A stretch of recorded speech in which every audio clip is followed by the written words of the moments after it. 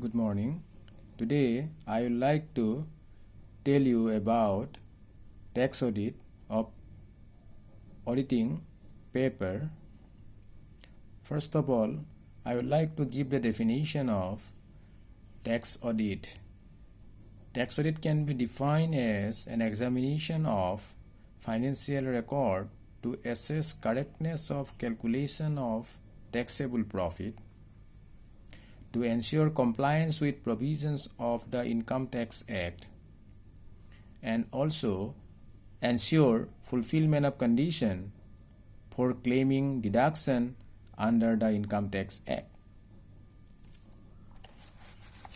There are certain provisions relating to compulsory audit under section 44AB of Income Tax Act.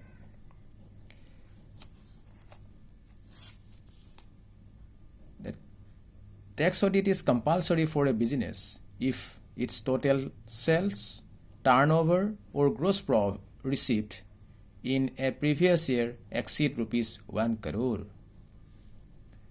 Second one, in case of a profession, tax audit is compulsory if gross receipt exceed rupees 25 lakh. Third one, if the profits of a business are determined on presumptive basis, the audit of accounts shall be on compulsory basis if the assessee claims that their profits are less than the profit computed.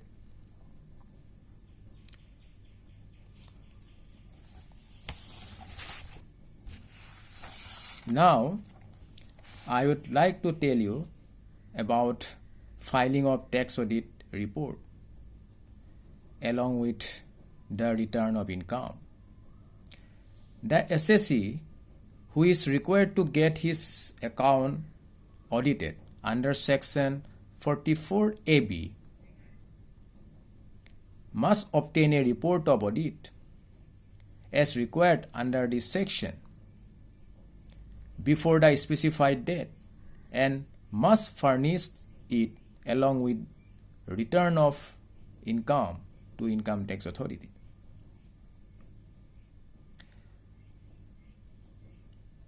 Qualification for appointment of a tax auditor.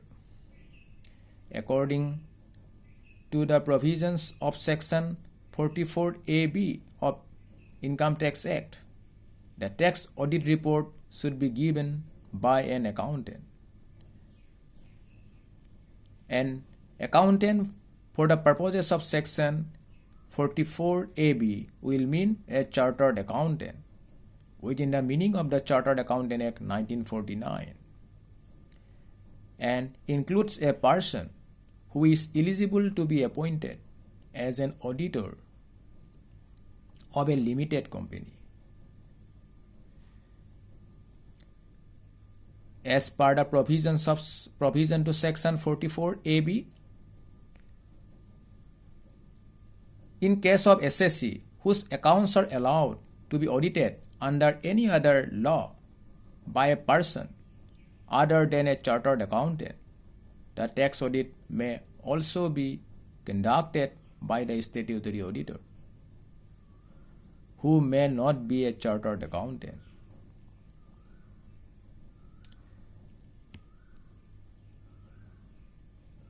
Appointment of tax auditor.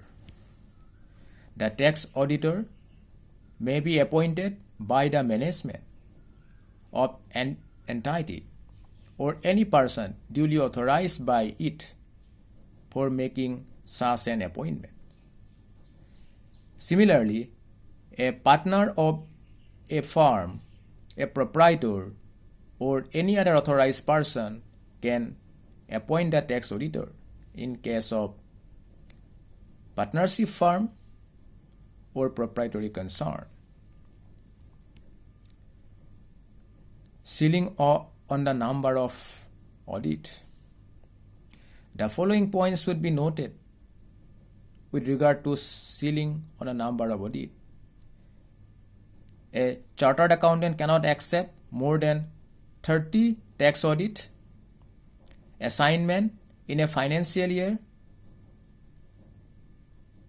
Number 2, in case of a firm of a chartered accountant, the specified number of 30 tax audit assignment is to be counted for every partner of the firm.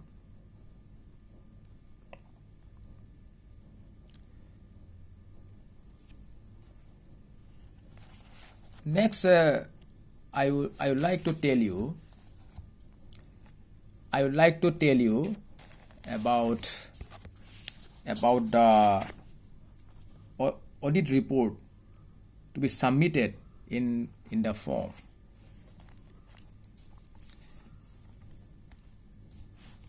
The tax auditor in his audit report has to give his opinion as to whether financial statement give true and fair view of profit or loss and state of affairs when accounts are not already audited under any law, whether the prescribed particulars of the statement submitted with the report are true and correct. Various regulations are contained in Rule 64 of Income Tax Rules. In case of a person carrying on business, audit report shall be in Form 3CA if his accounts are audited by under any law, and in Form 3CB if his accounts are not required to be audited by any law. In either of the above case, the auditor is also required to give a statement of particulars in Form 3CD. Form 3CA indicate the fact that statutory audit has been conducted and a copy of the report is attached to tax audit report. Form 3CB indicate truth and fairness of accounts as these have not already audited.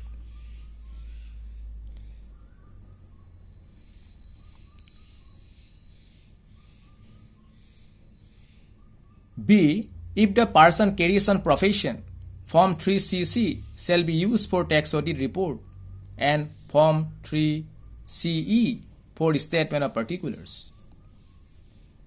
Tax auditor's opinion as to truth and fairness of financial statement is calculated in Form 3CC and of statement of particulars in Form 3CE. With this, I conclude my talk for today. Thank you so much.